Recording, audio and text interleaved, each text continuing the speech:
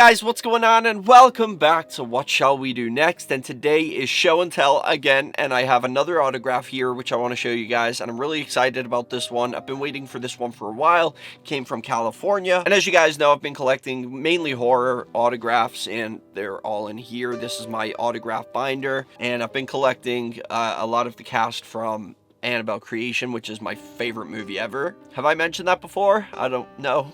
But Annabelle creation is definitely my favorite of the Conjuring universe, and here I have an autograph from one of the most important characters in the movie. Not Janice, I already have hers, and not Lulu Wilson because I can't find it anywhere. So it is Anthony LaPaglia, I think. I don't really know how to pronounce his last name. He's Australian, and he plays Mr. Mullins. Oh my gosh, I can't believe it. Oh, it's beautiful. Oh, guys, look at this.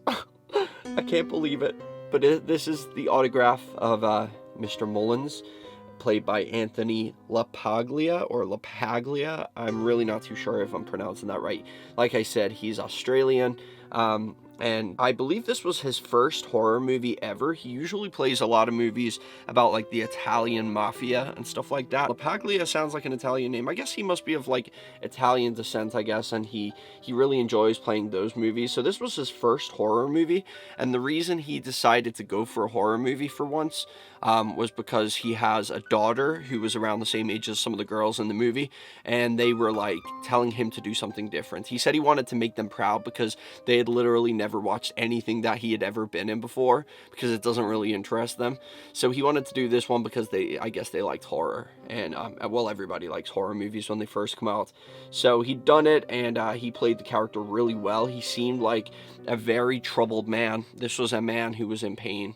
You can tell throughout the whole movie, pretty much. The movie starts with them, you know, being a normal, happy family, Mr. and Mrs. Mullins and their little daughter, B. And obviously what happens to B is she gets killed by the car at the beginning of the movie, and the whole movie from then on, Mr. Mullins just seems like a broken man. Like, this is a man in pain, and Anthony played that perfectly.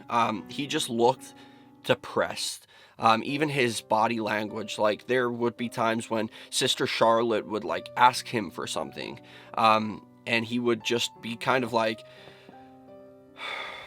and he never ever smiled. You didn't see him smile ever. He just seemed very drained and exhausted and just a depressed man. This was a very broken man. So he played this part perfectly. It really made me feel bad for him, the things that he went through in his life. He lost his daughter, and then his wife, Mrs. Mullins, was attacked by the demon, had her eye ripped out, and she was bedbound, but we don't really know why that is. It didn't say that the demon did anything to affect her ability to walk, but it did take place in the pandemic of polio. So like Janice was in the leg brace because she had polio. It could be that Mrs. Mullins had polio too, but she was literally bedridden and couldn't walk. Yeah, I'm really happy to have this, and it does come with a certificate of authenticity right here at the back. So I'm really happy with it. And this is a shot from the movie during the scene when he's having like the standoff with the demon in the dining room, and he finds the Annabelle doll. This is just after Lulu Wilson told him outside on the front porch, or Linda told him that Janice found the doll and she let it out. So Mr. Mullins comes inside, and he's really freaked out, and you can see the panic in his face and everything like that. Comes inside to look and see where the doll is.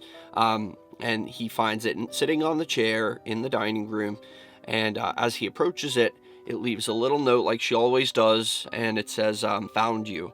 And as soon as he sees that, he turns around, and possessed Janice starts like showing its true demonic form. Like it's growing and clacking and cracking, and it's making all kinds of gross, disgusting sounds, and then it just turns into darkness out there, and Mr. Mullins walks toward it, holding out this crucifix, and it starts to like, I don't know if you guys have seen it or not, but like he's holding it and he's like this, and his fingers start breaking apart, like they're snapping right the way back, and they're going one at a time, and he's like, and then he just dies like later on. Well, you don't see him die, but later on Sister Charlotte finds his body dead on the floor in the dining room. So I'm really happy to have this. It was, again, really hard to find.